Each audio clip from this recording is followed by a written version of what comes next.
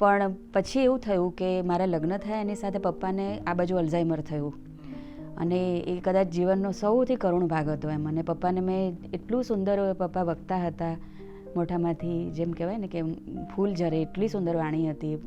આકાશવાણી પર કેટલું બધું બોલ્યા છે, કેટલા બધા વિષયો પર. અને એ વ્યક્તિ અચાનક નાના બાળક જેવું થઈ જાય, એને સુંદર મોતીના દાણા જેવા અક્ષર હોય અને અંગૂઠાની છાપ લેવી પડે. એટલે એ જે કરુણતા મેં જોઈ અને એમાંથી મારું લખવાનાનો જન્મ થયો. એટલે આ બીજો જન્મ હતો મારો એમ. મારે પોતાને ત્યાં સુધીમાં બાળક આવી ગયું હતું, પણ અડધી રાતે ઉઠીને પપ્પાને યાદ કરું, રોવું. અને એમાંથી પછી મને એકદમ રેન્ડમલી હું લખવા જ માંડી. મને એમ થયું કે હવે હું રોઈશ ક્યાં સુધી એમ. પછી કાગળિયા લખે જ જવું અને એમાંથી કંઈક નાનું સરખું મેં પહેલું બનાવીને મેં મોકલ્યું નવનીત સમર્પણને. અને પછી હું તો ભૂલી ગઈ. મેં કીધું આપણે કંઈ લેખક થવું નથી, આ તો મેં ઉભરો ઠાલવ્યો છે એમ. પછી ખાસા મહિના પછી મને ત્યાંથી ફોન આવ્યો કે તમે સુંદર લખો છો અને ટૂંકી વાર્તાઓ જ લખો. અને એમ કરતાં કરતાં મારી શરૂઆત થઈ લખવાની 2006ની આસપાસ.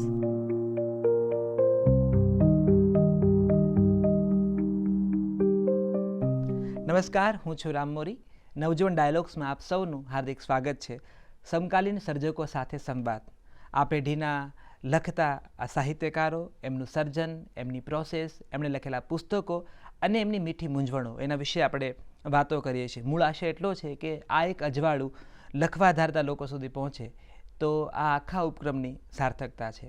અને આજના આ વિશેષ ઉપક્રમમાં આપણી સાથે વાર્તાકાર પૂજા તત્સત જોડાયા છે. પૂજાબેન, આપનું ખૂબ ખૂબ સ્વાગત છે.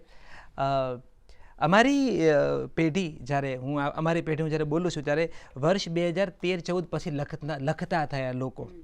અને અમને એમ હતું કે વાર્તા તો આ સ્વરૂપમાં હોય, વાર્તા તો તે સ્વરૂપમાં હોય. અને વાર્તા વિશેની અમારી વિભાવના હજી ખુલી રહી હતી. આગળની પેઢીના સર્જકોને વાંચતા, ચુનીલાલ મડિયા હોય કે મેઘાણી હોય, પન્નાલાલ હોય, ખત્રીને, અને પછી વાર્તાના સ્વરૂપોને પામવાનો પ્રયત્ન કરતા હતા.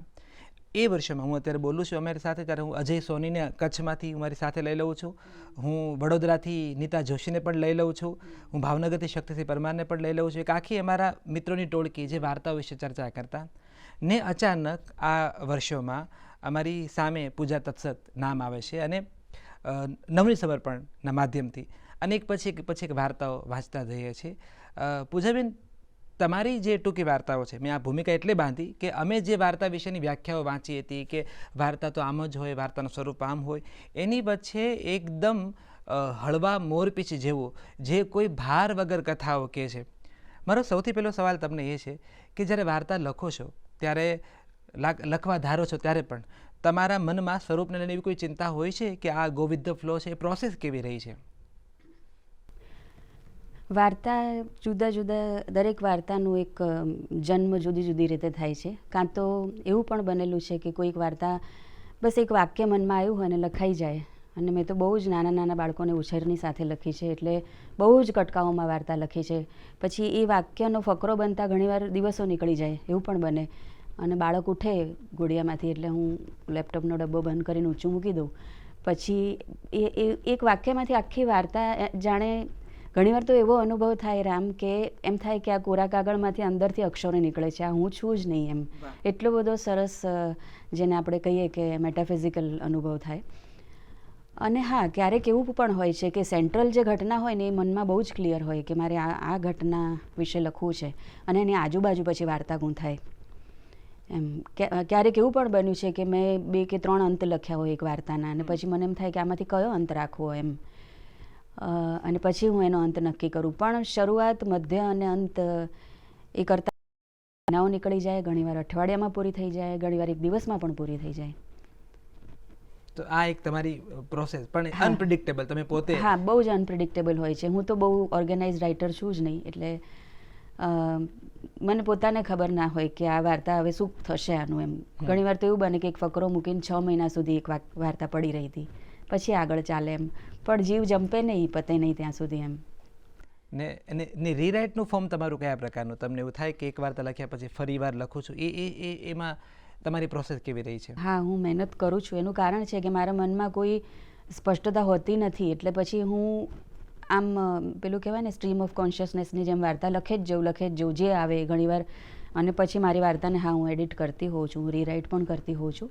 કે ઘણીવાર શું થાય કે ઘણીવાર આપણને એમ થાય કે કોઈક ફ્રેઝ કે કોઈક શબ્દ કે કોઈક વાક્ય એટલું બધું ગમતું હોય કે જરૂર ના હોય તો એ આપણે લખી નાખીએ એ વખતે, અને પછી જ્યારે હું એડિટ કરવા બેસું ત્યારે હું પોતાની એડિટર બની જાઉં એમ. અને પછી ઇંગ્લિશમાં આપણે કહીએ કે કિલ યોર ડાર્લિંગ્સ, એટલે ગમે તેટલું એ ફ્રેઝ આપણને ગમતો હોય તો એને ત્યાંથી તમારે કાઢી જ નાખવો પડે. એટલે હા, રીરાઇટ તો હું કરું છું અને ઘણું બધું મહેનત કરું છું એમ. વારે વારે મરજીઓ બનીને એની એ જ વાર્તા ફરી પાછું હું પહેલાં લાઈનથી વાંચું જ્યારે બીજી વાર લખતી હોઉં ત્યારે એમ કે પહેલું વાક્ય લખાયું હોય ત્યારનો માઇન્ડસેટ જુદો હોય અને બાળકોને સ્કૂલે મોકલ્યા પછીનું હોમવર્ક કરાયા પછીનો માઇન્ડસેટ આખું મારું, એટલે હું ભૂલી ગઈ હોઉં કે હું શું હતી એ વખતે એમ. એટલે એક ક્ષણમાં પ્રવેશવા મારે પહેલી લાઈન પાછી વાંચવી પડે, એટલે હું મહેનત તો કરું છું લખવા પાછળ. ને આ આખી જે પ્રોસેસ છે ને, મજાની વાત એ છે કે પૂજાબેન દરેક વાર્તાકારની પ્રોસેસ બહુ જુદી છે. કોઈ બે વાર્તાકારો એક સરખું નથી વિચારતા અને મને લાગે છે એ જ આ સ્વરૂપનું સૌથી મોટું સૌંદર્ય છે. મારે એ જાણવું છે, પૂજા તત્સત ને સાહિત્યમાં રસ પડ્યો એ વર્ષો કયા અને કયા એવા પરિબળો હતો જેને તમને લખવા સાથે જોડ્યા, એ વર્ષોની વાત કરીએ આપણે. 9મા ધોરણમાં એક કવિતા લખી હતી. નાનપણથી વાંચવાનો શોખ હતો અને પપ્પા પ્રોફેસર અને લેખક હતા.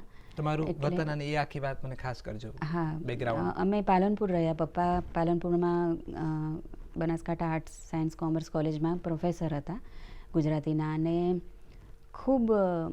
ખૂબ અભ્યાસુ વિદ્વાન, ખૂબ શાંત સ્વભાવના સ્કોલર હતા. સંસ્કૃત ઉપર બહુ સરસ કમાન્ડ હતો. ગુજરાતી ભાષા તો અદ્ભુત હતી અને એમના પણ પુસ્તકો આવ્યા અને સાહિત્ય એકેડેમી પુરસ્કાર વિજેતા પણ. ચુઈંગમ નામનું પુસ્તક હતું એમનું, આત્મકથાત્મક હતું, જેને સાહિત્ય એકેડેમી પુરસ્કાર મળ્યો. અને વિમર્શ વિનોદ નામના હળવા લેખો હતા એમના, ચિંતનાત્મક હળવું ચિંતન લખતા મોટે ભાગે. અને ત્રીજી એમનું પુસ્તક કેવડાના ડંખ, આ બધા એમના પુસ્તકો હતા. અને કાવ્ય પણ ખૂબ જ લખેલા. એમના ગયા પછી હું માખણ તું ફૂલ એ નામે મેં પબ્લિશ કરાવ્યા. અને ગુજરાત સમાચારમાં અને નવનીત સમર્પણમાં એમના લેખો આવતા. કયા નામથી લખતા એ? નવનીત શુક્લ. અને એટલે પપ્પાએ ખૂબ આપ્યું એમ. અમારે દિવસની શરૂઆત હું સૂતી હોઉં ત્યારે પપ્પાના અવાજમાં શિવ મહિમનો સ્તોત્ર અને અગરબત્તીની સુગંધથી શરૂઆત થતી અને રાત્રે જૂના ગીતોથી દિવસનો અંત થતો એમ. અને નાનપણથી મને ટીનેજમાં ખાસ કરીને શરદબાબુના પુસ્તકો બહુ જ ગમતા. એ નવલકથાઓ વાંચતી અને બધું. મોટી બહેનો કોલેજમાં હતી એટલે એ લોકો જે નોવેલ્સ લાવે એ વાંચતી. પણ મારો 18 વર્ષ સુધી જ વાંચન ગુજરાતીમાં રહ્યું. પછી મેં પાલનપુરમાં પછી 18 વર્ષ પછી પાલનપુર છોડ્યું.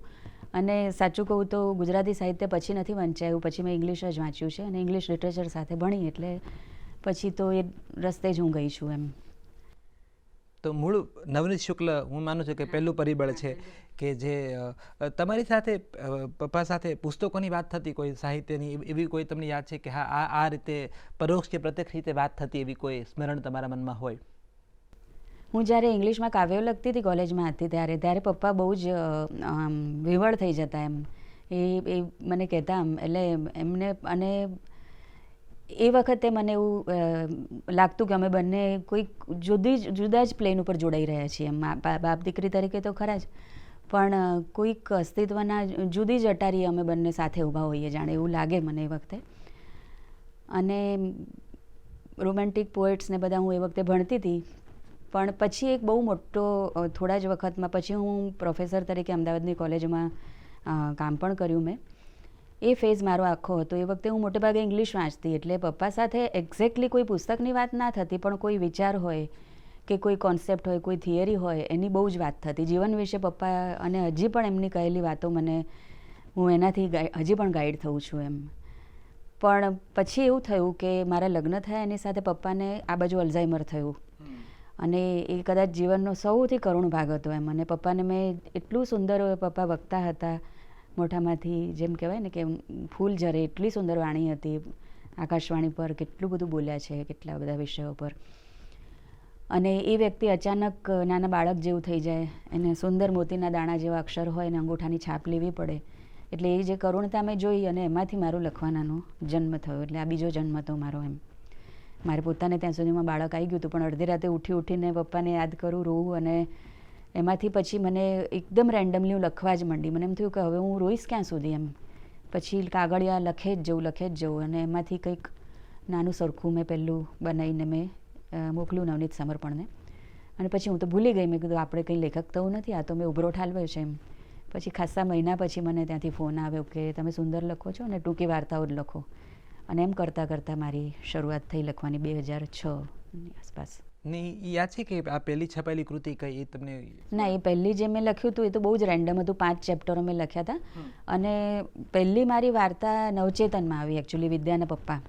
એ સંપૂર્ણ મારા પપ્પાના જે આ મેં તમને અનુભવ વર્ણવ્યો એના ઉપર જ આધારિત હતી.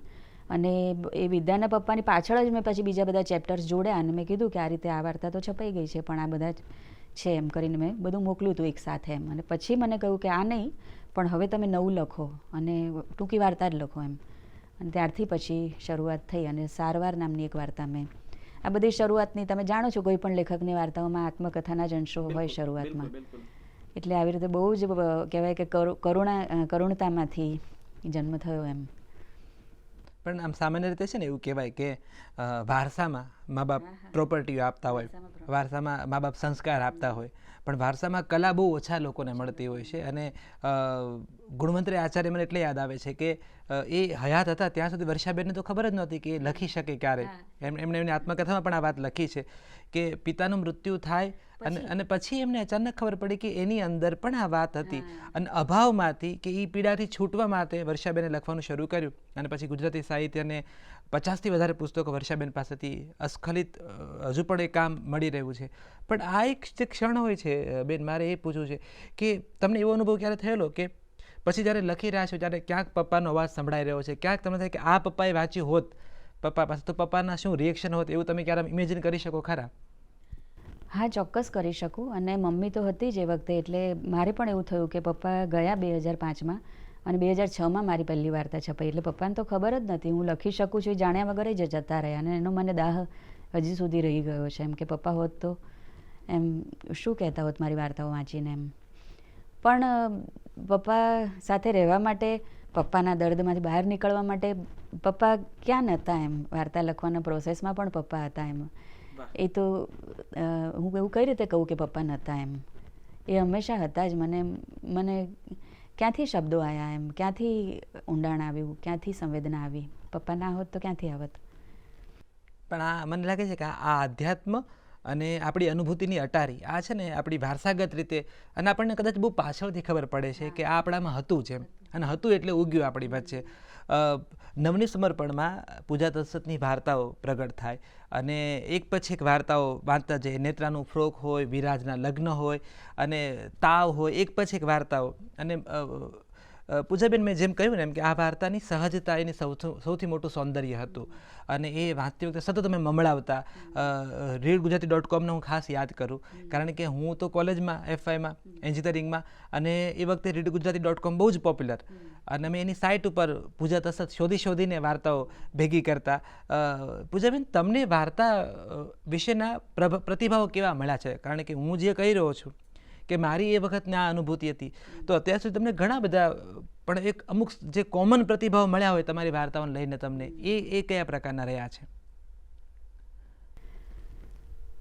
મને મોટે ભાગે એવું કહેવામાં આવ્યું છે કે એક તો ફ્રેશ કલમ છે, અને ઘણીવાર બને કોઈક અચાનક કોઈક અજાણી વાચક હોય એનો વોટ્સએપ આવે કે હું એવી રીતે લંડનની લાઇબ્રેરીમાં મેં તમારી વાર્તા સંગ્રહ જોયો અને વાંચ્યું અને ખૂબ સરસ લખો છો.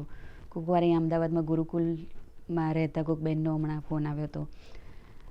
અને મોટે ભાગે કોઈકે મને એવું પણ કહ્યું હતું કે મરાઠી આર્ટ ફિલ્મ જેવી વાર્તા હોય છે.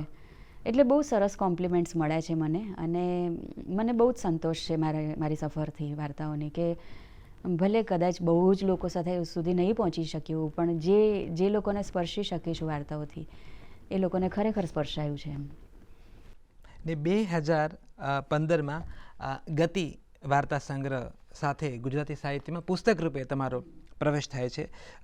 ગતિની વાર્તાઓ મોટા ભાગે અમે લોકો એવું કહેતા કે હવે પૂજા દશરથની વાર્તા વાંચ્યો એટલે નવનીતના 3 અંકની રાહ જોવી પડશે. અમે લોકો એવી ટીખણ કરતા કે એક તો નવનીત સાહેબ બીજે કંઈ પૂજાબેન વાર્તા નથી આપતા. આના વિશે શું કહેવું છે? કેમ તમે બીજે ક્યાંય વાર્તાઓ ન આપતા અને માત્ર નવનીતમાં જ તમારી વાર્તાઓ આવતી? એના માટે એટલે એવું હતું કે હવે મને આ ફાવ્યું છે ને મારે બીજા કોઈ પ્રયોગો નથી કરવા. શું આમ તમારી પાસે એનો શું જવાબ છે? હું મૂળભૂત રીતે રામ જુદા જુદા ફિલ્ડમાં થઈને પસાર થઈને પછી વાર્તા લખવા તરફ વળી હતી, બરાબર. મને ક્યારેય ખબર નથી હું લેખિકા બનવાની છું, અને મેં કહ્યું એ પ્રમાણે આ એક ટ્રેજેડીમાંથી પસાર થઈ અને અચાનક મને બીજું બધું ફ્યુટાઇલ લાગવા માંડ્યું, બીજું બધું નિરર્થક. બીજું શું થયું કે મારે હું અતિ મૂળભૂત પ્રોફેસર હતી.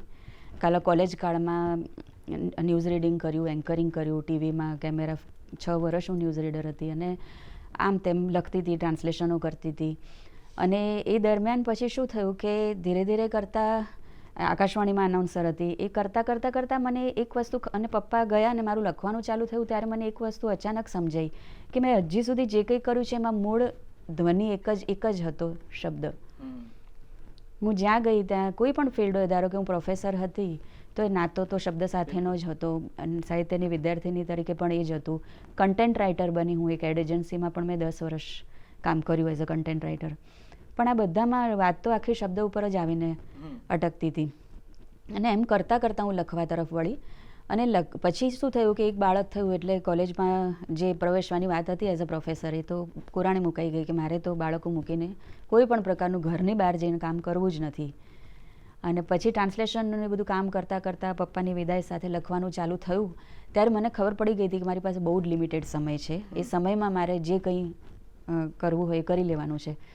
એટલે વાર્તાઓમાં મેં મારી જાતને બહુ જ આમ લિમિટમાં રાખી છે કે હું એક વાર્તા વાંચું, પછી ઘણીવાર મોટે ભાગે એકાદું પુસ્તક વાર્તા લખું એક, અને પછી એક પુસ્તક પૂરું કરું, પછી બીજી વાર્તા ઉપર ચડું હું, પછી એ પુસ્તકની અસર ઓછી થવા દઉં, પછી શાંતિથી બીજી. મેં કોઈ દિવસ ઉતાવળ નથી કરી.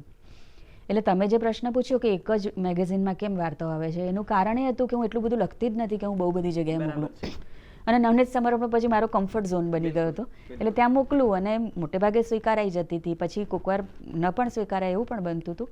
પણ આ રીતે લખવાનું જ એટલું બધું ક્વોન્ટિટી ઓછી હતી મારી કે પછી મને બહુ વિચાર જ ના આવ્યો. અને તો પણ મારી આપણે સુરેશભાઈ દલાલનું એતદમાં અમુક આવેલી છે, એવી રીતે એક વાર આવેલી છે બીજી બધી જગ્યાઓએ. પણ હા, નવનીત સમર્પણ તો લગભગ 95% કહી શકાય.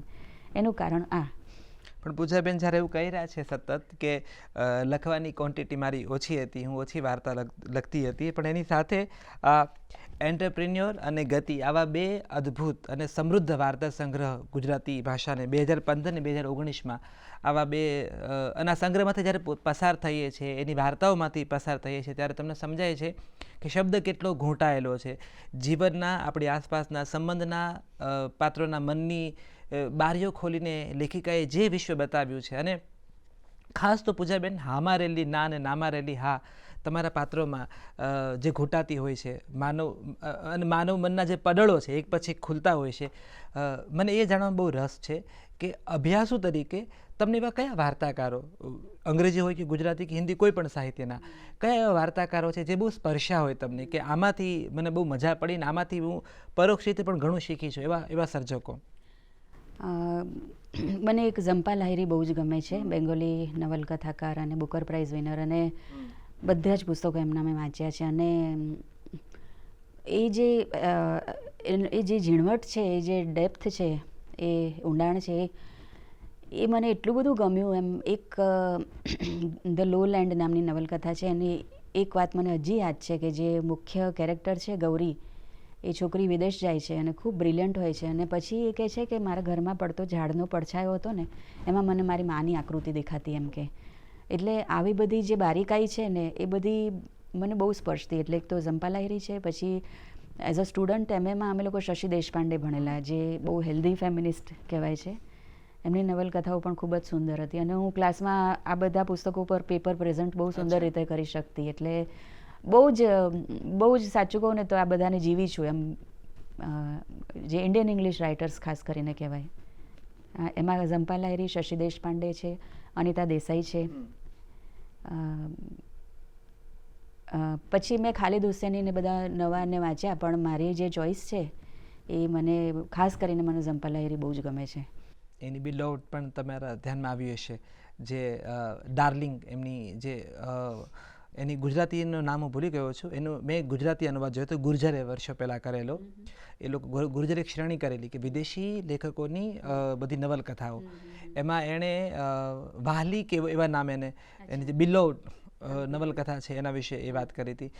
મારે એ પૂછવું છે બેન કે તમને ક્યારે આટલા ઉત્તમ સર્જકોને વાંચતા, તમે પેપર પ્રેઝન્ટ કરતા અને પછી વાર્તાઓ, એની પહેલાં તમે અનુવાદ સાથે પણ કામ પાર પાડ્યું, એડ એજન્સીમાં પણ તમે જોબ કરી છે.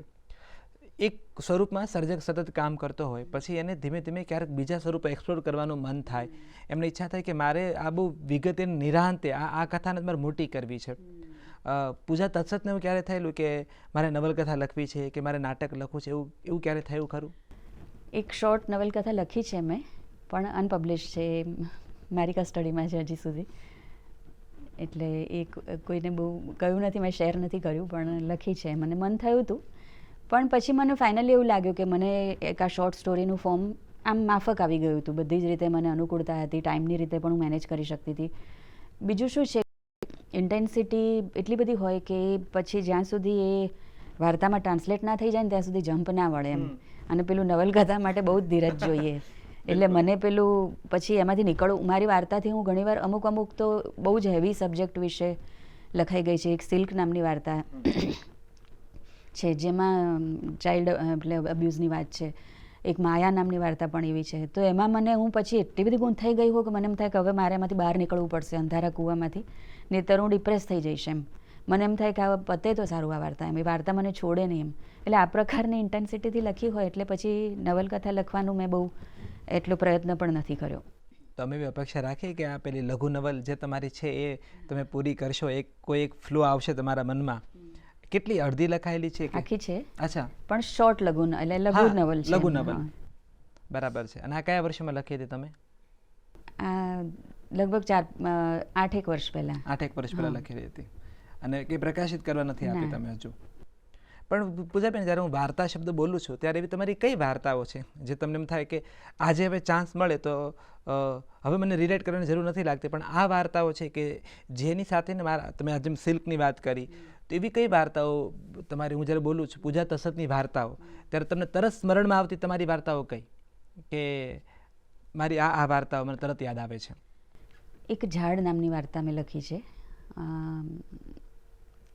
પછી નેત્રાનું ફ્રોક મારી વાર્તા લોકોને બહુ જ સ્પર્શી છે. એટલે એ રીતે હું ખુશ છું કે આ મારી વાર્તા લોકો સુધી સૌથી વધારે પહોંચી છે. એટલે મારી વાર્તાઓના મરાઠીમાં, ઓડિયા ભાષામાં અનુવાદો પણ, ખાસ કરીને મરાઠીમાં એક નરવણે, અંજનીબેન નરવણે નામના માહેર અને પ્રચંડ મેગેઝિનમાં અનુવાદો થઈને પબ્લિશ થઈ છે.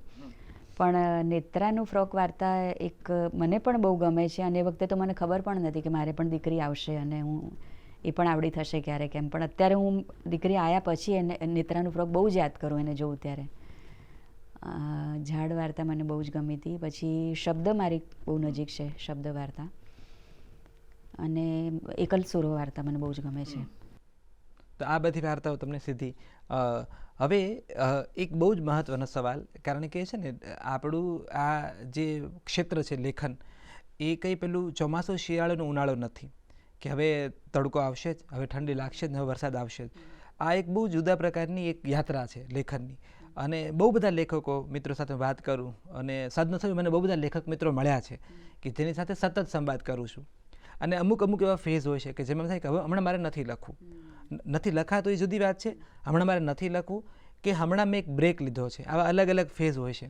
મારે એ જાણવું છે, કારણ કે ખાસા વર્ષોથી હું લગભગ ભૂલતો નહોતો 5-1 વર્ષ કે 7-1 વર્ષથી તમે કોઈ નવી વાર્તા નથી લખી. હું તમારા આ ફેઝને જરા રસથી હું જોઈ રહ્યો છું. ઘણીવાર કેવું છે કે પડળની નીચે બંધાતું હોય, આપણને જે ખબર ના હોય, પછી ધીમે ધીમે કૂવાનું પાણી ઉપર આવે ત્યારે થાય કે આપણી અંદર પ્રોસેસ તો ચાલતી જ હતી. પૂજા તસતના આ જે 7-8 વર્ષો છે જેમાં એને હમણાં કશું લખ્યું નથી, 2 ઉત્તમ વાર્તા સંગ્રહ આપ્યા પછી, તો એ વર્ષોમાં અને આ દરમિયાન તમારી આંતરિક પ્રોસેસ કયા પ્રકારની રહી છે? શું લાગે છે તમને?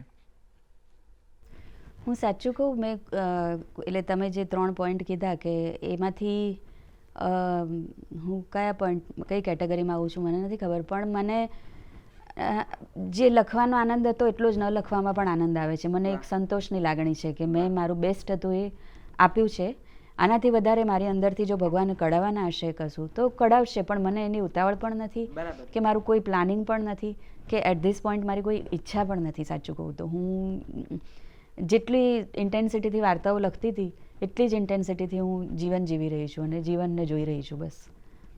અને મારે હવે અંતમાં આધ્યાત્મ અને સાહિત્ય, કારણ કે આ છે ને, હું એવું કહું છું કે બેટરી જ્યારે ડાઉન થાય ને માણસની, આપણે મોબાઈલની બેટરી ડાઉન થાય ત્યારે આપણે ચાર્જિંગમાં મૂકીએ છીએ. દરેક વ્યક્તિનો પોતાનો એક ચાર્જિંગ પોઈન્ટ હોય છે. કોઈની પ્રકૃતિ હોય છે, કોઈનું આધ્યાત્મ છે, કોઈનું ધ્યાન છે, કોઈ નવા સ્વજનો છે, કોઈ નવી જગ્યા છે. પૂજા તત્સતનો ચાર્જિંગ પોઈન્ટ કે જેમાં તમને થાય કે ભાઈ હું મારી બેટરી લો થાય ને ત્યારે હું અહીંયા આ ખૂણે જઈને બેસું છું. એવી અત્યારે તમને તમારી કોઈ મોમેન્ટ જડી હોય કે આ મારો કમ્ફર્ટ ઝોન છે? મારા ઘરમાં મારા ભગવાનનું મંદિર, ત્યાં જઈને બેસી જવું. એટલે તમે જે કહો એને, મા બાપ કહો કે તમે કમ્ફર્ટ ઝોન કહો કે જગત માતાને જગત પિતા કહો એને, એ મારા છે અને એમની સામે બેસી જાઉં છું. એટલે બધું જ મળી જાય છે મને એમ. વાહ, મને એ વાતનો બહુ જ આશાવાદ છે. ભલે પૂજાબેન આવું કહેતા હોય કે મને સંતોષ છે નહીં લખવાનો, પણ મારી અંદરનો એ વાચક, અને જ્યારે એ વર્ષોમાં પૂજાબેનને અમે પકડ્યા હતા રીતસરના કે બેન મારે તમારી સાથે વાત કરવી છે એકદમ, હું મારા એ ટીનેજ વર્ષો અને સીમા હોલની સામેનું જૂનું ઘર હતું ત્યાં હું પહોંચી ગયેલો વાર્તાઓ લઈને. પૂજાબેન, હું તો બહુ જ આશાવાદી છું અને કાયમ મારી આશાના આધારે હું ટકેલો છું.